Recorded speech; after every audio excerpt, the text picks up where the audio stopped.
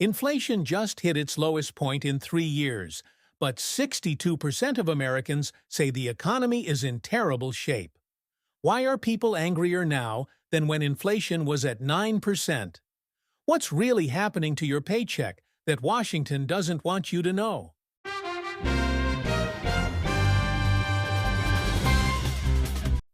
Folks, we need to talk about something that every single American is feeling right now, but Washington keeps pretending doesn't exist.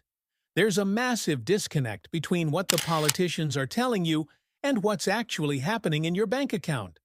And a brand new poll just confirmed what millions of you already know.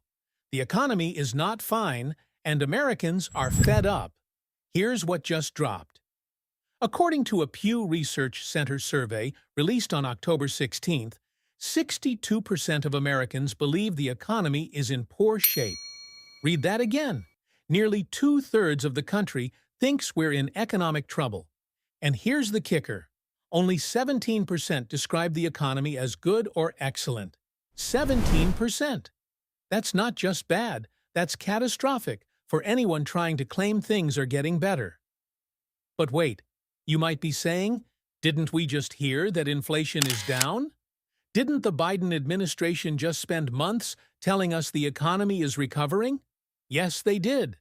And technically, they're not lying about the numbers. Inflation has fallen to 2.6%, down from a crushing 9.1% peak, back in 2022. So, if inflation is down, why are Americans so miserable? Why does it feel like nothing's getting better? Well, I'm about to break down exactly what's happening, and trust me, once you understand this, you'll see why Washington's victory lap is insulting to every hardworking American family. Here's the truth bomb that politicians don't want you to understand. When inflation slows, that doesn't mean prices go down. It just means they're going up slower. Think about that. If a gallon of milk went from $4 to $7 over 2 years, and now it's only going up by a few cents instead of another dollar, economists call that improvement. But you're still paying $7 for milk. Your wages didn't magically jump to match those increases. You're just getting squeezed a little slower now. Diane Swonk, chief economist at KPMG, said it perfectly on October 16th. People don't feel better when inflation slows. They feel better when prices actually go down, and that hasn't happened. Let me hit you with the numbers that matter, the ones that actually affect your life. According to this same Pew poll, nearly 70% of respondents said their household expenses have risen over the last year. 70%. That's groceries, gas, rent, utilities, healthcare, everything. And here's the gut punch. 55% said their incomes haven't kept up. So let me paint you a picture. You're working the same job. Maybe you even got a small raise, but your paycheck buys less than it did 2 years ago. You're working harder, earning more on paper, but falling behind in reality. That's not an economy in recovery. That's an economy that's grinding the middle class into dust.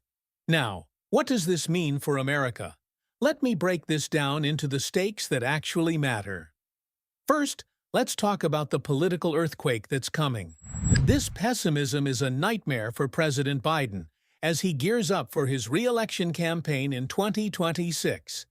The Biden administration has been touring the country, holding press conferences, running ads about job growth and lower inflation rates. They're desperately trying to convince Americans that things are great. But when 62% of the country says the economy is terrible, those talking points become background noise. And you better believe Republican candidates are capitalizing on this. They're framing the economy as broken and hammering the administration for failing to lower costs for ordinary Americans. Whether you love or hate that messaging, it's resonating because it matches what people see when they check their bank accounts and grocery receipts. Should politicians be held accountable when Americans feel this much economic pain, even if the technical data shows improvement? I want your thoughts on that. Second, let's address the massive partisan divide in how Americans view the economy. Because this tells us something crucial about where we are as a country. The Pew study found that 84% of Republicans said the economy is doing poorly, compared with 46% of Democrats. Now, some people will look at those numbers and say, see, it's just partisan bias. Republicans hate Biden, so they say the economy is bad. But hold on. Even among Democrats, nearly half think things are rough. And the poll makes it crystal clear. Concerns over affordability and cost of living are widespread across party lines. This isn't just political spin. Real people with real bills are struggling, whether they vote red or blue. Third, we need to talk about what this means for your family's financial future. Because here's the harsh reality. Until wages outpace prices, this pain continues. Swank said it on October 16th. The disconnect between macroeconomic data and people's lived experiences is stark. Until wages outpace prices, that pessimism won't fade. Translation? The people in Washington can celebrate their charts and graphs all they want. But if your grocery bill keeps climbing and your paycheck stays flat, those charts mean nothing. You can't feed your kids with macroeconomic data. You can't pay rent with unemployment statistics. Do you feel like your income has kept pace with rising costs over the last 3 years? Be honest with yourself. Now let's steelman the other side because fairness matters. The Biden administration would argue, and they have argued, that they inherited an economy wrecked by the pandemic. They'd point out that unemployment is low, job creation has been strong, and inflation is moving in the right direction. They'd say that turning around an economy this large takes time, and that Americans need to be patient while the improvements trickle down to everyday life. And you know what? Some of that has merit. Economic recovery isn't instant. Global supply chains were destroyed. The pandemic created problems no president could solve overnight. But here's my take, and I want you to comment yes or no and tell me why you agree or disagree. At some point, intentions don't matter. Results matter. And the result right now is that the vast majority of Americans feel like they're drowning financially. When 70% of people say their expenses are up, and 55% say their income hasn't kept pace, that's not a perception problem. That's a real crisis. If you're getting value from this breakdown of what's really happening versus what you're being told, hit that like button and subscribe so you catch every video where we cut through the spin. So what should you be watching in the next 48 hours and beyond? Here's your action checklist. Number 1, watch how the Biden campaign responds to this poll. Do they double down on "the economy is great" messaging, or do they pivot to acknowledge people's pain? Their strategy will tell you whether they're listening or living in a bubble. Number 2, pay attention to Republican messaging. Are they offering actual solutions or just criticism? It's one thing to point out problems.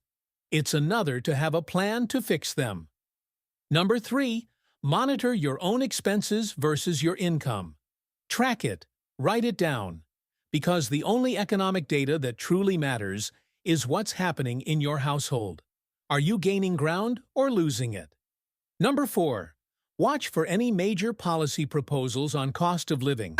Are there bills being introduced to tackle housing costs, healthcare prices, childcare expenses, or is it all talk and no action?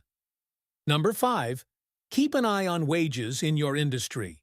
Are employers finally raising pay to match inflation? If not, why not? And what are you going to do about it? Here's the bottom line, folks. America is facing a crisis of economic confidence. When 62% of the country thinks the economy is in poor shape, despite technically improving numbers, that tells you something profound. It tells you that the lived experience of millions of Americans has been ignored by the people in power who keep insisting everything is fine. You can't gaslight people about their own bank accounts. You can't tell someone struggling to afford groceries that actually, according to this chart, they should feel great. That's not leadership. That's denial. The economists, the politicians, the talking heads on cable news, they can debate inflation rates and GDP growth all they want. But at the end of the day, the American people know their own lives. They know what they could afford 2 years ago versus what they can afford today.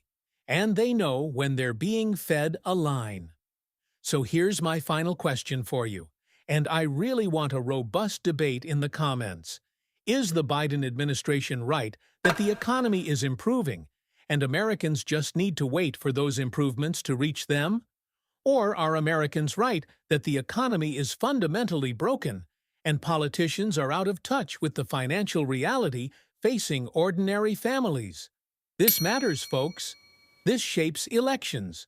This determines whether families can afford homes, whether young people can start careers, whether retirees can live with dignity. The disconnect between Washington's talking points and Main Street's reality is enormous, and it's time we had an honest conversation about it. Drop your thoughts below. Tell me what you're seeing in your own life. Share this video with everyone you know who's frustrated about the economy. If you enjoyed the video, hit the subscribe button and turn on notifications so you don't miss any new videos.